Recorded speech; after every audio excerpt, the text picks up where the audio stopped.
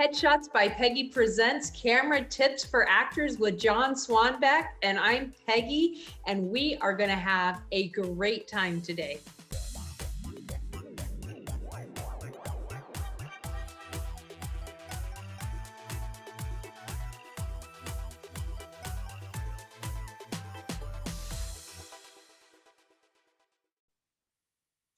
Hey, John. Hello, Peggy. How are you? Good. How have you been? Okay. Now tell me, when you make you did the intro a couple of times. You might be editing it. I don't know. But do you leave in flubs along the way? If there's a flub, do you ever leave it in? I do, unless I decide it's a really bad flub, or if it's something that we say something and we're like, we probably shouldn't say that publicly, then I'll take that out. I have very good radar for whether I'm saying something I should or should not say. But otherwise, I think flubs should stay in. I think flubs make it easier to watch because they understand that we're just having a conversation. It's not scripted. It's just we're talking, and that's how humans talk. And I think it's also a good example of being real on camera because that's how people talk to people. Yeah, I think you're right. It's a good example. I tell actors all the time, don't be so caught up on making a flub in an audition. There's no way if you get the character right or you get everything right that they're going to say, they got that one line wrong. Just can't hire them. Now, if you Yeah, obviously, if they make up, the whole thing and they're just going off script and they're doing whatever they want, that's a different story. But they get so caught up in being perfect that they tend to kind of lock themselves into this state of like, I have to be perfect. And it can be counterproductive. and they forget that when people talk, they don't stare you in the eye. They just talk, and they look up, they think, they lose their words. They act, they have those little things like this where you're thinking and talking at the same time. And I think that's what makes things look real. Now, I was a stutterer as a child, and I still stutter sometimes, but it's not as noticeable to other people because I have pretty good coping mechanisms, I believe. But when I get really excited or really flustered, I'll stutter, and sometimes I edit out, like if I say the same word like 15 times, I'll like, okay, I'm gonna take that out. James Earl Jones, he's a big stutterer. He stutters in life. The only time he doesn't stutter is when he's acting. Really? Isn't that interesting? He's a big. That is, yeah, that's, he's a big stutterer. I think you use a different part of your brain, maybe. Maybe it's very interesting. Because I've heard that people that stutter often don't stutter when they sing. Like, I know there's this guy on Hee Haw. Now I'm telling you how old I really am. That he was a big stutter, but he had this beautiful singing voice, and he, of course, never stuttered while he sang. It's interesting. Interesting. The other thing that singing is good for is working on getting rid of a regional accent that's getting in your way. Like I grew up with a very like really extreme Boston accent to the point Really? where people couldn't understand me when I talked. They were like, "We don't even understand what you're saying." And so I knew I had a problem. This was a while ago, and so I listened to British songs on the radio. There you go, and would sing them out loud, and I would mimic what they were doing with the words because I realized British singers don't sound British when they sing; Right. they sound American. And so I lost my accent after like a summer of singing British songs out loud out loud. And I lost my severe Boston accent to the point now where I couldn't do it again if I wanted to. I mean, I can say what everybody can say, park the car and have it, Right. but I can't. I couldn't carry on a conversation with a Boston accent. Wow, It that's just, really interesting. I didn't know that. And those are things that people really struggle with, whether it's a, yeah, Southern accent, or, there are certain accents that are so overpowering that you can't play a different character because the accent is so overpowering. And those are things that people need to think about when they're auditioning or submitting for things is, who do you sound like? What do you look like? What are you going to fit into? And if you don't want to just fit into those roles, then you need to go to a voice class. You need to figure out, like you did on your own, how you can change these different things and adapt. I know Merrick's auditioned for things where he's needed different accents. So he's either gone to a voice specialist or done YouTube, to actually get an accent. So it's the acting is not just memorizing lines and presenting them to the camera. It's very much deeper. The thing I tell actors about accents is, and this is just my way of thinking. I'm not saying this is the way I just think it's my way of thinking, which is, if you need to learn an accent, first learn the sensibility of the region before you try to like get the accent perfect, because otherwise you're going to sound like someone trying to do a perfect accent. And I'll just give a demonstration, because I don't think I've ever demonstrated here on the show, on your blog. So like, for instance, if I want to do a Southern accent, and I don't know how to do a Southern accent, I've never been trained in a Southern accent, but if I just get the sensibility of the Southern accent, I can do enough of it to sound believable, right? And so then you can then listen and go, okay, his R's need to be worked on, or his M's need to be worked on, or he says this. But I always say start with the sensibility first, so that you don't sound like someone trying to do an accent, especially if you do one quickly. So that's my thing: sensibility first, and then specifics later. So when you say sensibility, like, go deeper into that. What do you mean by that when you say? Well, that's a good question, because it also applies not only to accents, but it applies to characters. And sensibility is, it's the world. It's a way of expressing yourself and feeling and thinking. And it's just, do you fit in the world or not? That's actually a really good question, because if you're working on the genre of a piece of material, you work on the sensibility of the horror film or the sensibility of the drama, versus a lot of actors don't think about creating the genre. But yeah, it's about how one expresses oneself. Being part of the world and how you express yourself, and it's more like a flavor. It's very interesting. It's very interesting. It is very interesting. So you've been posting some pretty cool things in your Instagram lately. Is there any quote that you want to talk about today? Any of your favorite ones? Well, and I've also made the leap from words to visuals, I saw that. or words to memes. And that's kind of fun, and people are responding on a level they haven't before, which is great. But I think the the messages are still coming through, which is great. Let's see, what did I publish just in the past few days? I published this last night. Deliver your lines as if they mean nothing, and on camera your lines will mean more. It's just the way the camera thinks. Obviously, as you know, it's a reverse of what one might think. It's sort of counterintuitive. You know, the bigger you play something, the smaller you are. The smaller you play something, the bigger you are. It's just the way the camera works, and actors tend to not keep that in mind. Because I was talking to someone on Instagram today who was responding to this quote that I just told you about, and he was, sharing his experience, and then wanting to come by my online cinematic experience, and sort of just come in as my guest for a day, which other people do. And I said to him, he said, "So here's what I took of your quote. Is this right?" And I said, "Sort of, not really. Here's what it really means." And I explained to him, and he said, "Oh, that's really interesting. I never thought about that, because I always think of, when I approach a scene, I think of intention and, objective and all these things, which are important. I understand it's important, but he wasn't thinking about the camera. He's just thinking about the actor's process.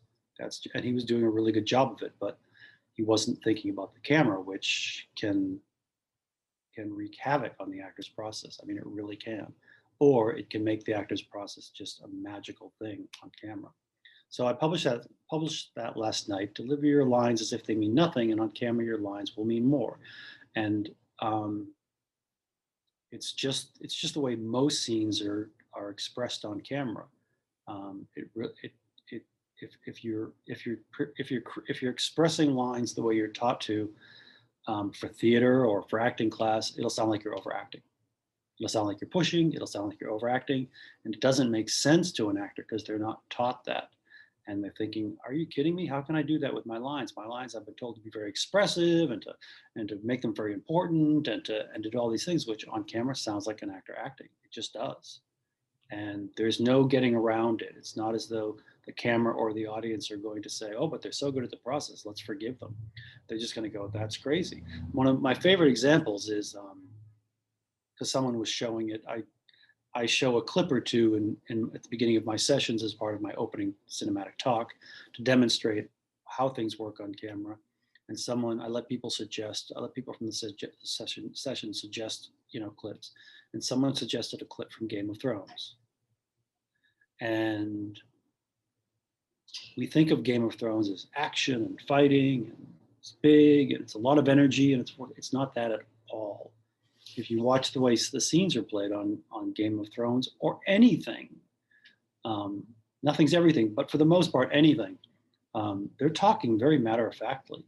The delivery is very matter of fact, like they're talking about the weather, or they're reading a menu. I mean, really, it's got that, but there's so much power behind it, and that's how things work on camera. Just look at pretty much any clip from Game of Thrones and you're going to realize it. Actors really need to do this. They need to start watching film and television differently. I'm astonished that actors love film and television and watch it all the time, and they don't pick up on how things actually happen in the film frame. It's like, you're crazy. They see everything through the prism of what they're told to do with their actor process. But they really need to watch things and then imagine the dialogue like on a script page. See if you can separate what's going on in the frame and then the dialogue. Imagine it on a script page, and you're going to realize, oh, if that's on a script page, that's a fight. That's an argument. That's a fight. That's all out. And the way they're playing it is they're really underplaying it. They're playing it like an everyday conversation. What they're feeling and thinking is powerful, but they're playing it like an everyday conversation. And yet, if you were to imagine the lines on a script page, an actor would pick that up and go, I'm arguing, I got to really go for this. And that's not what they do at all. Huh. And they really need to pay attention to that when they're watching things. I guess that's the magic of the movies. We don't realize that's actually happening, or the camera or TV or whatever. Very interesting. That is very interesting. You've pretty much ruined television movies for me, by the way, John, because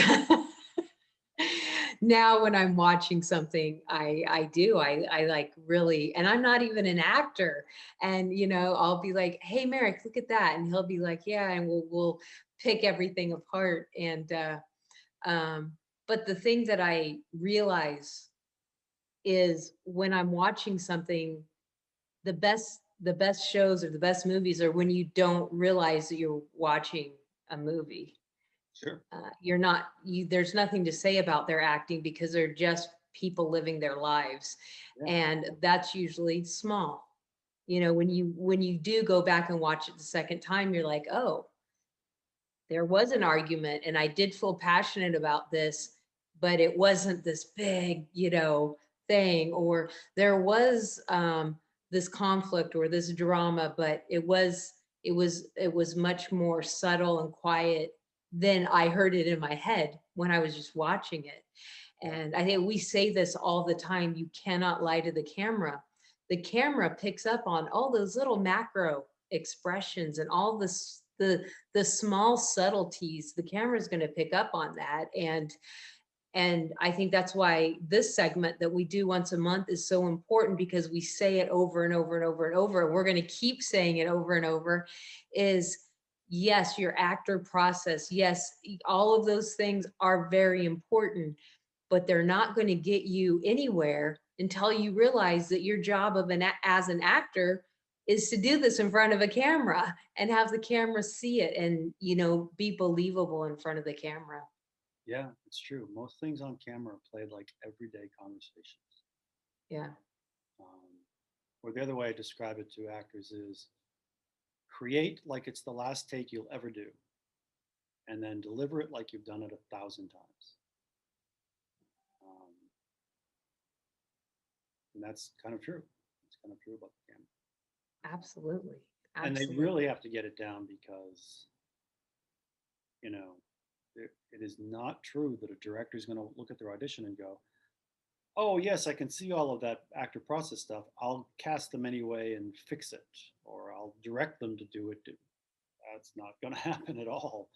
They're looking for people they're looking for people that they don't have to direct, so that they can have a conversation about story, character, all those things. But if you're waiting for a director to come along and make your actor's process work on camera, that is not going to happen. So what you're saying, John, is they're wanting to cast somebody in a role that already knows what they're doing. Yes, I know it. They want to hire someone that knows how to do the job. I know it's crazy. I know. Yeah. And as sarcastic as we can be about that, and as goofy as we can laugh about that, honestly, actors don't realize that. I No. mean, a lot of actors don't realize that. That's why they don't take the time to think about how it works besides their process. And, this is how I memorize. This is how I get into character. This is all these things, the process of it, but they don't take the time to understand how they look on camera, how they feel on camera, how to actually be on camera. And that starts at your headshots. Your headshot should look like you belong on TV. That's step number one. And then you should have some real material that shows that you absolutely belong on TV and you know what you're doing on film. And then when you get cast and you get on set, you should know what you're doing. Of course, the director's there to make the subtle changes and to have those discussions, but the director's job is not to hold your hand and walk you through this. Yeah, I think that's why they will hire people with experience or who are naturals. Although I think if you really know how to put things together, you can make everyone think you're a natural or think you have experience, even if you don't. I mean, I think that's the point. I think that should be the point of training, camera training. But they'll pick somebody who, you know, they're not going to take a chance on somebody unless they can really prove that they know what they're doing in the film frame. There's no way. Um, I mean, we're not talking about $50. We're talking about hundreds of thousands of dollars that one actor can screw up if they don't know what they're doing and they're having to do, a bazillion takes and they're taking, running the project over the deadlines and the time frames. And I mean, it's a big decision, and they want to know that when you get to set, you can do your job. Yeah, but the good news is if you learn how to make your actor's process work on camera, you can, you know, everything can change. Your world can change entirely. So what do you think the number one thing, I don't even know if I would say number one, give me one tip for taking your actor's process and making it work on camera. Would you say it's practice, like getting on camera and seeing what you look like, or is there a technique what would you say? Um, yes, there are a number of techniques that I could give you, but I'm trying to think of. All right, well, here I'll give you the three things I think are most important. If I had to say to actors, okay, you have to do these three things if you want to look like you know what you're doing on camera. And there's much more to the equation, but and this will counter this will Uh-huh. This will contradict whatever they've been taught. And then I'll give a specific technique. So the three things are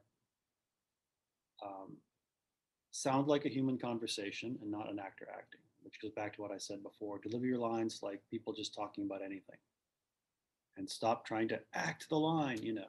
That's the big thing. If you can sound like a human conversation and create profoundly, but sound like a human conversation, conversations about everyday life, that's the way to be real on camera. If you want to be real on camera, you have to sound like a human everyday conversation and not an actor acting. And their process sets them up so that they sound like an actor acting, a good actor acting, but it sets them up to do that. That's if you want to be real. Sound like an everyday conversation. If you want to be believable, create a character who could exist without the material.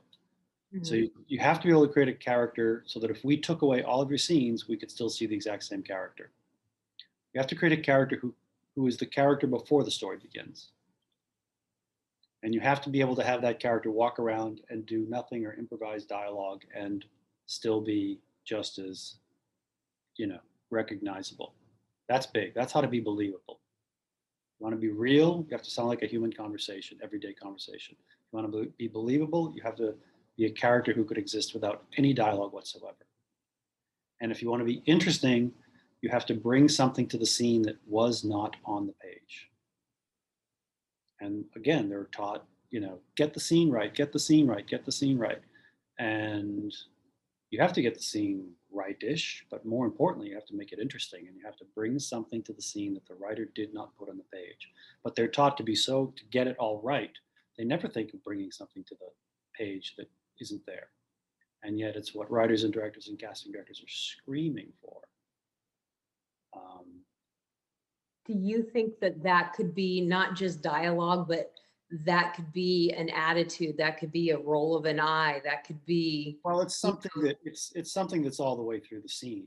Yeah, so, like that's you bringing you to that character that, you know, right. Like it could be just the way you throw away all the lines, and it's just like, you know, I think or it could be a button, it could be a catchphrase or something, but I think it could just be that personality that you bring. Yeah, it needs to be something that's all the way through the scene. It's right. I don't think it that makes that's unique to that character. Right. So you and I are having this conversation, right? And if this was on paper and they were auditioning for this conversation, everybody would play it exactly the way we're playing it. Everybody would play it exactly the way we're playing it.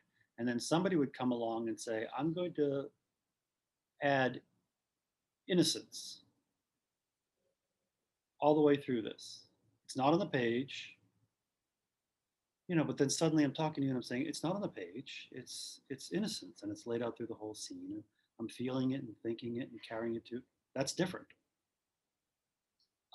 It's interesting. Interesting, right. My definition of interesting is the way to interesting is the unexpected. If you create the unexpected, that'll be a quote coming up this week on social media. That's one of the ones I'm going to publish this week. I just have to find the right visuals for it. But if you want to be interesting on camera, you create something that's unexpected. And if you're doing the scene the way it's written, I don't care how brilliant you are at it, you're doing what's expected because it's already on the page. And so you're going to be good, but you're not going to be that interesting. You can be really, really great, but not that interesting. And that's what they need to create. I don't know if we talked about this when I was on last time, or if I've heard about it since then, but did I mention this talk that I overheard from the casting director on Euphoria? I don't think so. Okay, all right, this is good. This is really interesting and good instructive for actors. So I was listening to the casting director of Euphoria, and an actor asked the question, you know, which they always do in these circumstances, how can we get on your show? You know, how can we audition for your show to get on your show and get called back? And the casting director, and this show is tens of millions of dollars per episode. I mean, it's really expensive, and it's a big Showtime hit. So they said, how can we audition to get on your show? What do we need to do? And he said, don't fall into the trap. And they said, what do you mean by that? And he said, don't play the scene the way it's written. That's the trap. The trap is, here's the scene, and you look at it and you go, it's two people arguing. I better argue. And he was saying that won't get you called back because you're just doing what everyone else is doing. You're just doing the scene the way it's written. Anybody can do that. You know, with good delivery skills, anybody can read an argument like an argument. We need people to come in and bring something to the equation that's not there.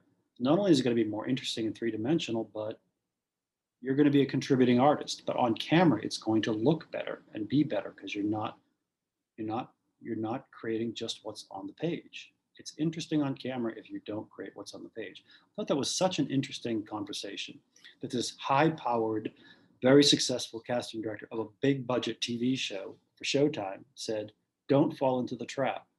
That's the problem. You play the scene the way it's written, you're falling into the trap. Now I guess you have to get it right to some degree, but then what else are you doing? Right. What else are you bringing to the table? And it's something that's there the whole time. And I thought that was fascinating. I thought that was really, really fascinating. Good way to put it. Don't fall into the trap. I like that because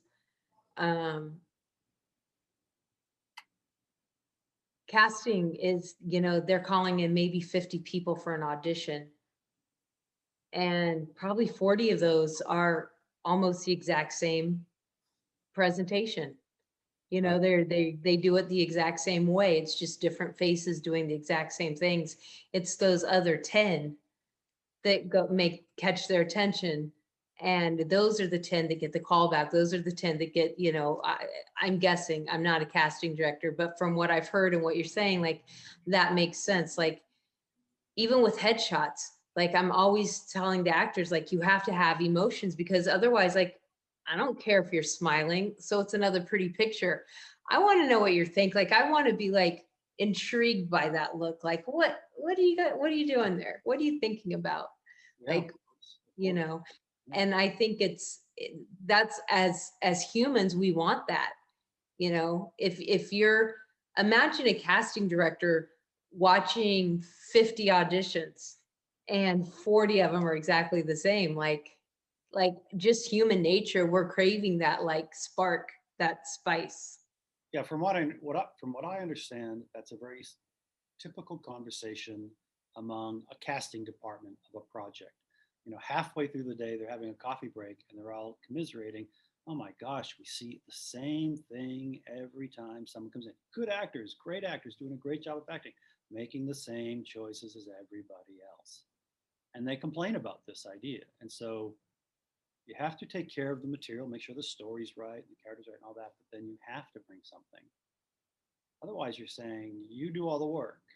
Right. I'll just show up and do my thing and you do all the work. And nobody wants to hire that. They want to hire somebody who's going to be a creative artist. I tell actors, don't think like an actor, think like a filmmaker who is an actor. Exactly. Um, Think about how you can make this project better. Think about what you can bring to the table that's actually a contribution, not just a, yeah, you should hire me because like I can memorize lines, but I actually have something for you. well, yeah, and they do have something. They think they have something. They're doing exactly what they were told to do. They're doing exactly what they're trained to do. Exactly. And they think, this is me doing my job. This is me dotting the I's, crossing the T's, getting it right, taking care of the scene. They think that is their job when it comes to camera. And it's only partially their job. It's not the way they should think. But I mean, I really think they're in there really trying to get this right. And that's the problem. Right isn't interesting, you know. So I feel badly for them because they're sort of told, this is what you do. And they're like, this is what I'm doing. And everybody's saying, stop doing that. So it's kind of too bad. But it's not that big of an adjustment if they can just sort of understand how the camera thinks, get on board with it, start to explore, and everything can change. Everything can change for them. Acknowledging that there needs to be an adjustment and being willing to think outside the box and take that instruction and make that adjustment, I think is the biggest, um, the actors that are willing to be true to their art and at the same time adapt to every environment. Adapt to the camera. Their environment. They weren't taught to create the way the camera thinks. They weren't, and they keep being told a director will do that, or if you connect to the material, it'll do that, and that's just not true. Yeah. And I do know, from all the directors I talk to and the stories I hear, directors don't want to be the ones with ideas. They will have ideas, and when they have ideas, they want you to do what they say. But they really need other people to come in with ideas. They need the cinematographer to come in with ideas. They need the sound recorders to come in with ideas. They need the production people to come up with ideas. They need the actors to come up with ideas. And you playing the scene exactly the way it's written is not you coming up with an idea, because we can read that. So it's not just actors. It's everybody's job to bring ideas to the director so that she or he can then, put it together with their vision. But that is the job, is to bring ideas to the table that nobody else thought of. That's the job for everybody. Like in any creative environment, the more ideas there are, the more ideas there are. In other words, like if I come with my idea, it's going to give you another idea, and your idea is going to give me another idea. Like ideas multiply when you give them a place to be. So if you come in with your idea, the director has his idea, all these ideas are just giving each other more ideas. And that's a fun environment to work with, right? Like that's a project you want to be involved in, because everybody is doing their job and bringing more to the table, and it's Right. exciting. Everybody's almost, without it being said, pushing the other people to expand and have And the do and more, and the director is thinking, I don't want to come up with all the ideas. because That's that makes it work. Then it's not a creative environment, then it's work. right. It's And like, I've got to deal with the DP. I've got to deal with this. I've got to deal with that. And you want me to come up with all the ideas? You're crazy. Um, a good piece of directing advice that I give to directors, that I try to sort of show how to make performances work on camera, is when somebody comes to you and says, "What do you want? What do you want? What do you want? What do you want?" Your answer is, "I want options." You go off and give me options, and come to me and give me options, and I'll make decisions. And the director may not take your ideas and say, "This is what," she or he may not go along with your idea, but you need to bring ideas. So, exactly. and I don't think actors think that way. I think they're very religious, as they were taught to do, so they're doing their job, religious about playing the scene the way it was written, and that's a problem. That's a problem. I think, as usual, John, you have like expanded my mind tonight. This is really good. And I think that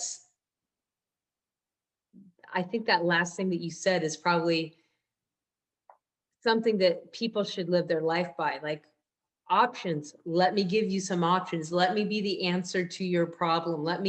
You may not like my idea, but my idea might spark another idea in you. So I'm just going to give you an option and see where that option leads us. And I think that's key to the whole process. Yeah, I like that. and I I like tell actors, you doing the scene the way it's written is not an idea.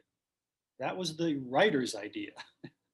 You're just doing a good job of delivering the writer's idea. That's not you coming up with an idea. And the great news is, once they sort of understand how to adapt their work to the camera, all of that wonderful process they were taught is just going to come flooding into play, and it's going to be great and make them look wonderful, and it's going to be, you know, just great on camera. I mean, their actor's process is actually starving for them to. Can't believe I'm about to say this. Starving to get them to feed them with the camera or whatever. Their process is starving for them to, bring the camera to the equation. And when they do, boom, everything is magical.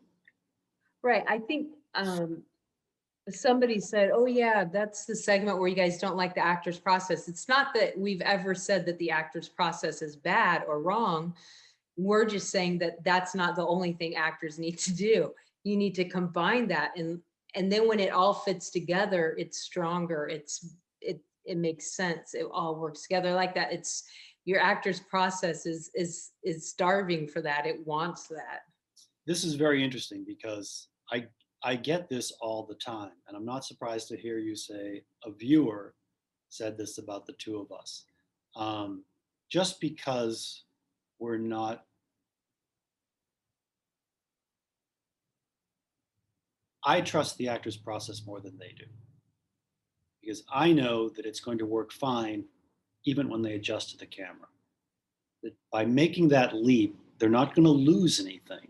It's their actor process. It's wonderful. It's magical. It's the reason they can make that leap. It's not going to let them down. I trust that it's going to work on camera more than they do. If they trusted it was going to work on camera, they wouldn't feel the need to put all of it on the table. So what's interesting to the camera is what's under the table. But I get this all the time. People are like, well, actually, what I get most of the time is, wow, that's really interesting. I had never thought of that. Thank you for that. Thank you for that. That's what I actually get most of the time. But every once in a while, I get somebody who's like, you don't like the actor's process. And it's absolutely not true. I spend my life trying to show people how to take the actor's process and make it work on camera. I love the actor's process. I've studied it. I understand it certainly, and it's one of my life's missions to show actors how to take this wonderful thing they have and make it work on camera. So I get that once in a while from someone. It's like, you don't like the actor's process, and all we're trying to do is help actors. That's really all we're trying to do. So it's very, very interesting to me. Exactly. I think this segment is just really trying to expand the actor's mind and let them know that they actually have the power to use their actor's process and make it work with the camera. And I think we're doing a really good job. I love that we've been doing this show, and I think that it's useful. I think that it's really powerful stuff, and I so appreciate your time doing this every month. I always have fun chatting with you. Yeah, I mean, and if that's all we were going to do is put down the actor's process, why show up? Why do this? We're here. But I think what we're communicating is really, really valuable for the actor's process.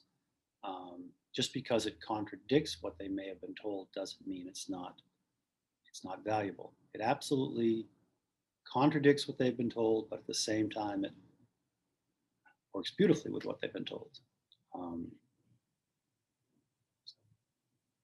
It's kind of like, because my whole world is headshots, so everything I compare in my brain is headshots. It's like, you want a good headshot, you should look like you're somewhere and nowhere at the same time. This is kind of what we do in acting. We say, you should do this and never do it. Everything is contradictory. Like, everything in this business is a contradiction. But yet, when you put it all together, all these contradictions actually make sense and work together beautifully. Isn't that crazy? I was showing a clip. Like I said, I like to show a clip or two at the beginning of my sessions. And I was showing a clip from Ray Donovan, which if anyone doesn't know, that's Liev Schreiber, and he won an Emmy for it. It's been running for 7 seasons or maybe more. And he plays a very emotionally dysfunctional enforcer. And I was showing a clip this week. It's a scene. I won't give a spoiler alert, but it's a really critical scene for his character. And Liev Schreiber is somebody who he's a complete devotee of the actor's process. He's a method actor if there ever was one. He loves it. He loves it. He loves it. He loves it. Because I know someone who worked on a show that he did. And yet he also understands exactly how the camera works. And he doesn't abandon one over the other. He just knows that on camera, that's the medium. That's the aesthetic medium. And that you have to take whatever you're doing and adjust it to the camera. So I think he's a really good example. If anyone knows that show, he's very big. He's like a method actor, like religiously so, but he has adapted everything to camera. I think it's really interesting. And I just thought of that because I was showing it today. That's cool. That's cool. Well, John, I think we did a good show today. I think we should feel very proud of ourselves. You gave a lot of really great stuff, and I sat here and agreed with you. So I think that's what we do, right? No, we had back and forth. We had a good back. But yeah, those I really enjoyed that. So just to remind everyone, John never plugs himself on here, but I just want to let you know that John does teach classes and you can contact him. All of his information is in the description below. Obviously, you can follow him on social media. Every single day, he puts out a quote that will make you think, may make you roll your eyes. It may make you even irritated with him. But if you chew on it for a while, it will, because there's been things, John, that you have put up and I'm like, what is he talking about? Like, I love this guy, but what the heck? And then by the end of the day, I will have like chewed on it, said it out loud, asked Merrick about it, discussed it, and by the end of the day, I'm like, he's right.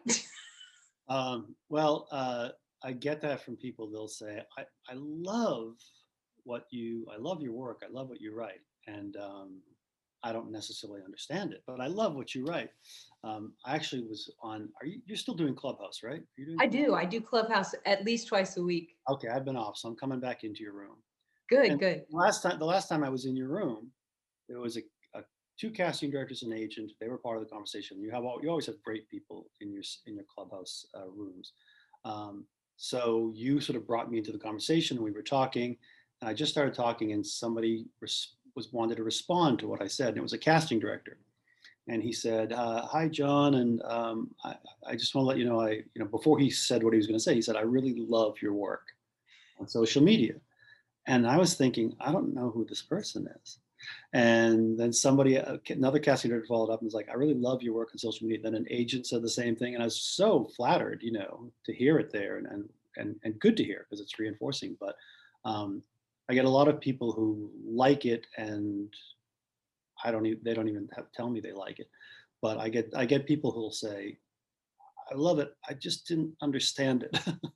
Or they'll come to me like a day or two later and say, "I get it now," I get it now. which is what I really want. I mean, among other things, I want it to be thought provoking. I want people to have to think, and I don't think I make it vague so that they don't understand it. I think I make it ambiguous so that they try to understand it. And Well, I think because if you just tell people something, then oh yeah, yeah, I know, I've heard that before. But if you tell something, you have a knack or a gift or a talent of, I wouldn't say like pushing a button, but throwing something out there to the point where you didn't tell me what to think. Like I got to digest it myself. I got to taste all the different flavors and I got to work through it and I got to think about it. And then I get to come to the conclusion all on my own. But I didn't. You literally told me. It just took me a whole day or 2 days of thinking about it to come to it. But I think that's where the power is, because if you just tell me, "Hey, Peggy, did you know blah blah blah?" I'll be like, "Yeah," and walk off. But if you tell me something and I'm like, what is he talking about? And then I have to think about it and then I have to come to the conclusion myself, that's going to be with me forever. well, yeah, And that's really good to hear. That's my definition of art. It's it, are you making us reach for something, or are you just handing it to us? Um, and I think and I've said this before, and I think that's why, like, I like theater. I like live theater. I miss live theater. But what I miss the most are live readings, theater readings. I would rather go to a good theater reading than a whole presentation any day, because I like to be able to put the pictures in my own head, um, versus having the whole set designed and everything. But I think that's the same thing. Like, you don't have to feed it to me. Just give me the plate. I'll figure out how to cut it up. I'll eat it. I'll figure it out. And that's what you do. You have a gift of throwing out things and letting people pick at it and tear it apart and rebuild it and come to that conclusion. And it inspires me. That's, you know, I love that about you. It's very inspiring. Yeah, So, thank you. Thank you. I get that I hear from a lot of writers, not only screenwriters, but authors. I hear from CEOs, lawyers, people who run their own business, fashion designers, and they'll say, I'm not an actor, but your stuff speaks to me. I really learn a lot from you and I apply it to my own work. And that to me is huge. I love that. yeah, That means a lot to me. absolutely. In addition to working with the actors. So I said all that to say, follow John. If you're not following him yet, come on, guys, where you been? He's all over social media. He's even on Clubhouse. And you heard it here. He's going to start hanging out with me on my rooms. So start looking for him. And he'll have his own rooms too, I'm sure. But yes, but I will.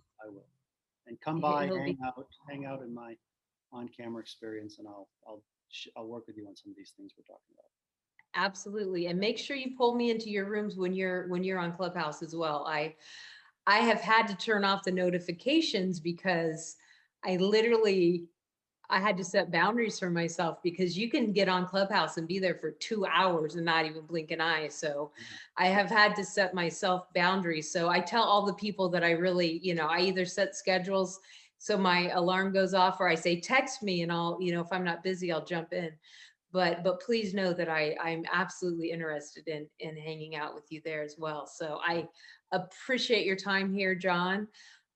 Is there any last thoughts you want to leave us with, or did we cover it? I think we did pretty good. Covered it, although I think everybody should visit your Clubhouse room. I think your room is filled with great people. Great people. Well, what a lot of people may not know is thanks to Clubhouse, and probably thanks to the pandemic and me being on Zoom more than I would like to admit over the last year, I've actually found myself consulting a lot of people on headshots and what make an effective headshot. And that's, you know, my room on Clubhouse, we talk about that. We talk about other things, but one of the things we talk about a lot is what makes your headshot effective. I actually have designed a whole program called the Headshot Strategist. So shamelessly, I'm plugging myself on my own show, but that's what we talk about a lot in Clubhouse is headshot strategies. Your headshot should be the biggest part of your marketing strategy. It's your first, you know, your first impression. So Great. Yeah, come hang out with us. John will be there and I'll be there. But most importantly, leave us tons of comments on this video, share it with everyone you know. Have an amazing week, and I'll see you next week, and John will be back next month. Thanks, guys. Hey. Text or call today so that we can get you effective headshots that you can use as part of your marketing strategy. Headshots by Peggy, how can I help you? All right, here we go. Hi, I'm Peggy with Headshots by Peggy Presents. Hold on. Headshots by Peggy.